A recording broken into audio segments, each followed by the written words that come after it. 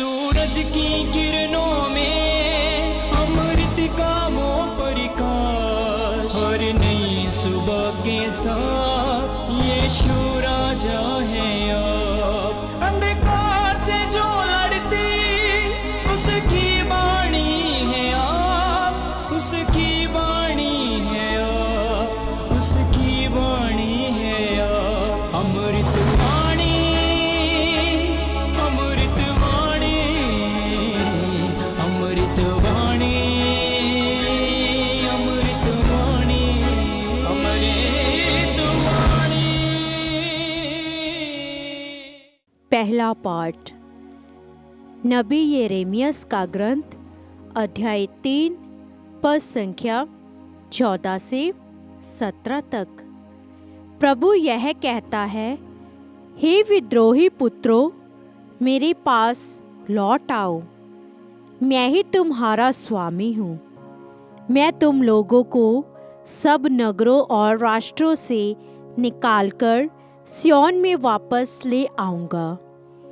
मैं तुम्हें अपने मन के अनुकूल चरवाहों को प्रदान करूँगा, जो विवेक और बुद्धिमानी से तुम्हें चराएंगे। प्रभु यह कहता है, जब देश में तुम लोगों की संख्या बहुत बढ़ेगी और तुम्हारी बड़ी उन्नति होगी, तब कोई भी प्रभु की विधान की मनजूशा की चर्चा नहीं करेगा। कोई भी उसे याद नहीं करेगा, किसी को उसका अभाव नहीं खटकेगा और उसके स्थान पर कोई दूसरी मंजूषा नहीं बनाई जाएगी। उस समय यरूशलेम प्रभु का सिंहासन कहलाएगा। सभी राष्ट्र प्रभु के नाम पर यरूशलेम में एकत्र हो जाएंगे। वे फिर कभी अपने दुष्ट और हठीले हृदय की वासनाओं के अनुसार नहीं चलेंगे। यह प्रभु की वाणी है। ईश्वर को धन्यवाद। भजन अनुवाक्य। चरवाहा जिस तरह अपने झुंड की रक्षा करता है, उसी तरह प्रभु हमारी रक्षा करेगा। चरवाहा जिस तरह अपने झुंड की रक्षा करता है, उसी तरह प्रभु हमारी रक्षा करेगा। हे राष्ट्रों, प्रभु का वचन सुनो। सुदूर द्वीपों तक यह घोषित करो, जिसने इस्राएल को बिखेरा, वही उसे एकत्र करेगा और उसकी रक्षा करेगा, जैसा कि चरवाहा अपने झुंड की रक्षा करता है। अनुवाक्य। चरवाहा जिस तरह अपने झुंड की रक्षा करता है, उसी तरह प्रभु हमारी रक्षा करेगा। क्योंकि प्रभु ने याकूब का उद्धार किया और उसे उसके शक्तिशाली शत्रुओं के पंजे से छुड़ाया। वे लौटकर सिय्योन पर्वत पर आनंद के गीत गाएंगे और प्रभु को दान देने आएंगे। अनुवाक्य। चरवाहा जिस तरह अपने झुंड की रक्षा करता है, उसी तरह प्रभु हमारी रक्षा करेगा। तब कुंवारियाँ उल्लसित होकर नृत्य करेंगी, नवयुवक और वृद्ध मिलकर आनंद मनाएंगे। मैं उनका शोक आनंद में बदल दूंगा और उन्हें सांत्वना प्रदान करूंगा। अनुवाक्य।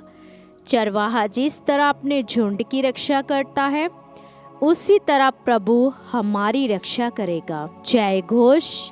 धन्य है वे जो सच्चे और निष्कपट हृदय से वचन सुनकर सुरक्षित रखते हैं और अपने धीरज के कारण फल लेते हैं। हालेलुया। संत मत्ती के अनुसार पवित्र सुसमाचार, अध्याय 13 पद संख्या 18 से 23 तक। यीशु ने अपने शिष्यों से कहा, अब तुम लोग बोने वाले का दृष्टांत सुनो। यदि कोई राज्य का वचन सुनता है लेकिन समझता नहीं, तब जो उसके मन में बोया गया था, उसे शैतान आकर ले जाता है। ये वह है जो रास्ते के किनारे बोया गया है, जो पथरीली भूमि में बोया गया है। ये वह है जो वचन सुनते ही प्रशंसा से ग्रहण करता है, परंतु उनमें जड़ नहीं है और वह थोड़े ही दिन दृढ़ रहता है। वचन के कारण संकट या अत्याचार आ पड़ने पर वह तुरंत विचलित हो जाता है। जो कांटों में बोया गया है, ये वह है जो वचन सुनता है, परंतु संसार की चिंता और धन का मोह वचन को दबा देता है और वह फल नहीं लाता।